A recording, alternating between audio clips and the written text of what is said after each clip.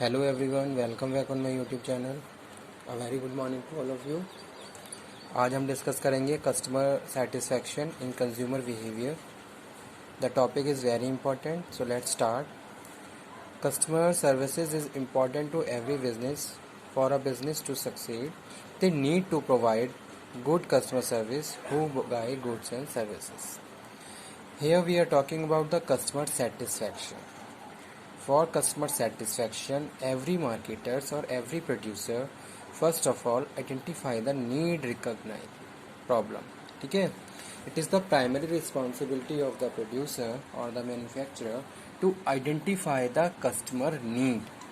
According to customer need, they will provide goods and services for gaining a maximum satisfaction. ठीक है. तो आप क्या है, आप कस्टमर सेटिस्फेक्शन जनरेट करना चाहते हो, आप कस्टमर सेटिस्फेक्शन चाहते हो, तो सबसे पहले आपको क्या करना पड़ेगा, कस्टमर की नीड को आइडेंटिफाई करना पड़ेगा. ठीक है. You have to recognise the customer need, customer want, कि कस्टमर कैसा प्रोडक्ट क्या चाह रहा है. What is the taste of the customer. आज के टाइम में कस्टमर का क्या टेस्ट है, किस तरीके से वो किसी प्रोडक्ट को प्रेफरेंस दे रहा है. ये सारी चीज़ें हम बात कर रहे हैं किसकी, कस्टमर सेटिस्फेक्शन की.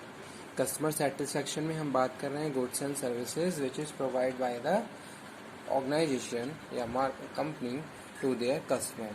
अब अगर वहाँ पे जो भी गुड्स एंड सर्विसेज हैं वो कस्टमर की नीड के साथ मैचअप हो पा रही हैं, उसकी वांट के साथ मैच हो रही हैं, तो उस केस में आपको क्या मिलेगा, मैक्सिमम सेटिस्फेक्शन मिलेगा. अदरवाइज अगर जो भी कस्टमर की नीड वांट है उसके साथ प्रोडक्ट मैच नहीं हो पा रहा है, तो उस केस में क्या है, कभी भी आपको सेटिस्फेक्शन नहीं मिलेगा. ठीक है.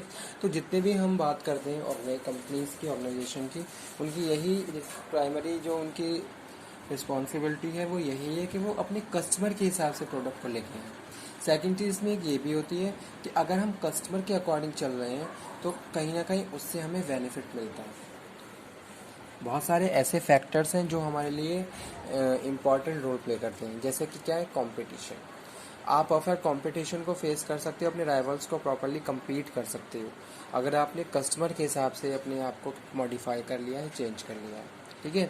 सेकंड थिंग, कस्टमर की जो सेटिस्फेक्शन है वो आप वहाँ पे गेन कर सकते हो. थर्ड थिंग क्या है कि भाई जो भी रिक्वायरमेंट्स हैं, ठीक है, वो आप कंप्लीट कर रहे हो.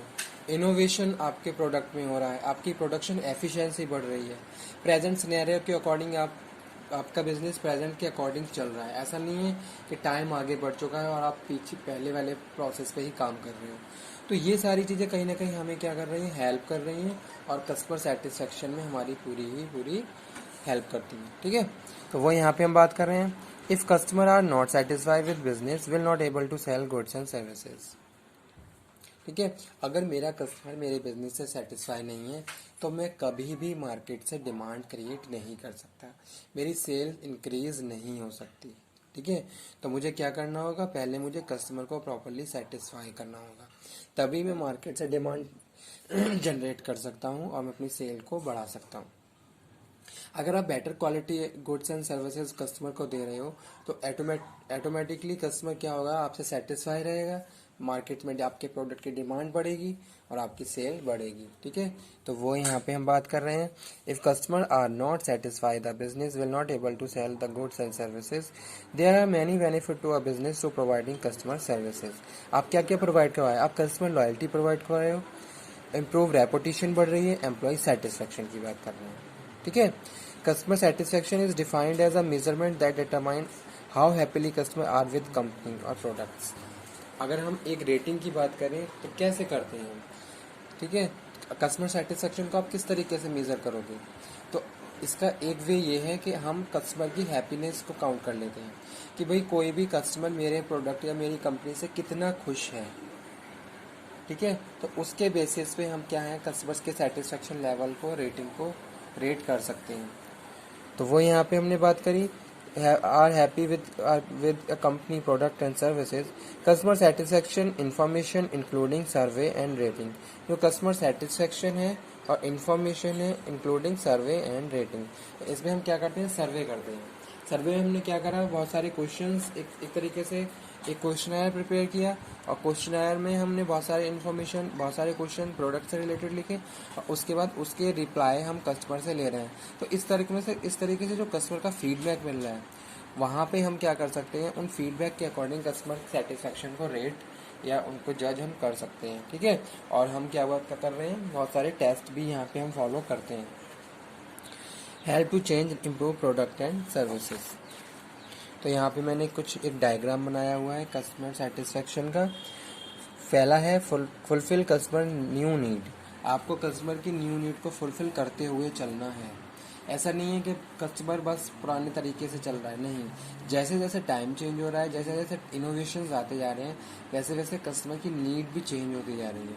तो आपको उसके हिसाब से उसको गुड्स एंड सर्विसेज प्रोवाइड करवानी है। सेकंड थिंग, यहाँ पे हम बात कर रहे हैं आइडेंटिफाइंग कस्टमर नीड। आपको कस्टमर की एग्जिस्टिंग नीड को आइडेंटिफाई करना है कि क्या नीड है, किस तरीके की उसकी नीड आ रही है, ठीक है, किस तरीके की उसका प्रोडक्ट, कैसा प्रोडक्ट वो चाह रहा है। तो वो सारी चीज़ें भी आपको प्रॉपरली कंसीडर करनी होंगी। Customer perception you have to follow, you have to study customer perception भी। एक कस्टमर किसी प्रोडक्ट को किस तरीके से परसीव करता है। अगर मैं कोई प्रोडक्ट खरीदने जा रहा हूँ तो उस केस में मैं कौन कौन से पॉइंट को कंसीडर करता हूँ, ठीक है। तो वो सारी चीज़ें भी आपको प्रॉपरली पता होनी चाहिए, तभी आप एक कस्टमर को सेटिस्फाई कर सकते हैं। या सपोज कोई भी एक कस्टमर है, अगर वो प्रोडक्ट खरीदने जाता है तो सबसे पहले वो क्या देखता है कि ये प्रोडक्ट मेरी नीड के अकॉर्डिंग है या नहीं। सेकंड थिंग, फिर उसका क्या प्राइस है। तो ये सारे पॉइंट आपको प्रॉपरली स्टडी करने होंगे, तभी आप कस्टमर सेटिस्फेक्शन को गेन कर सकते हो। कस्टमर परसेप्शन की यहाँ पे हमने बात कर ली। कस्टमर एक्सपेक्टेशन, आपका प्रोडक्ट कस्टमर एक्सपेक्टेशन पे खरा होना उतरना चाहिए। Perceived quality, qualitative virtues must be in your product and services, okay. तो इस तरीके से हम क्या कर सकते हैं, कस्टमर सेटिस्फेक्शन को एक तरीके से रेट कर सकते हैं। पहली चीज़ क्या है, identify existing need, identify customer need, ठीक है, sorry fulfil customer new need, identify customer need, customer perception, customer expectation और परसीव क्वालिटी। तो ये थे कुछ इम्पॉर्टेंट फैक्टर्स किसके, कस्टमर सेटिस्फेक्शन के, जिसके बेसिस पे आप ये आइडेंटिफाई कर सकते हो, ये कह सकते हो कि हाँ मेरा कस्टमर मेरे प्रोडक्ट एंड सर्विसेज से कितना सेटिस्फाई है और कितना सेटिस्फाई नहीं है। तो यहाँ पे हम बात करते हैं परसीव क्वालिटी, परसीव वैल्यू। अगर कोई भी ब्रांड मार्केट में ऑलरेडी एस्टेब्लिश है, ठीक है, पहले से उसकी रूट बहुत ज़्यादा डीप है, तो उस केस में आपको ज़्यादा एफर्ट्स यूज़ नहीं करनी पड़ती अगर आप कोई नया प्रोडक्ट उससे रिलेटेड लेके आ रहे हो, ठीक है। क्योंकि आपको पता है कि आपका जो भी ब्रांड है, अगर उससे रिलेटेड कोई भी प्रोडक्ट आ रहा है तो कस्टमर को ऑलरेडी पता है कि आप क्या दे रहे हो मार्केट में, ठीक है। आप कस्टमर को ये भी पता है कि एक टाइम के बाद नए नए इनोवेटिव प्रोडक्ट इस ब्रांड के आते रहते हैं, ठीक है, और कितनी अच्छी क्वालिटी आप प्रोवाइड करवा रहे हो। तो ये सारी चीज़ें हम बात कर रहे थे कस्टमर सेटिस्फेक्शन में। कस्टमर सेटिस्फेक्शन के इंपॉर्टेंट फैक्टर्स एग्जाम में ज़रूर आते हैं, तो आप इनको अच्छे से प्रिपेयर कर लीजिए। Thank you.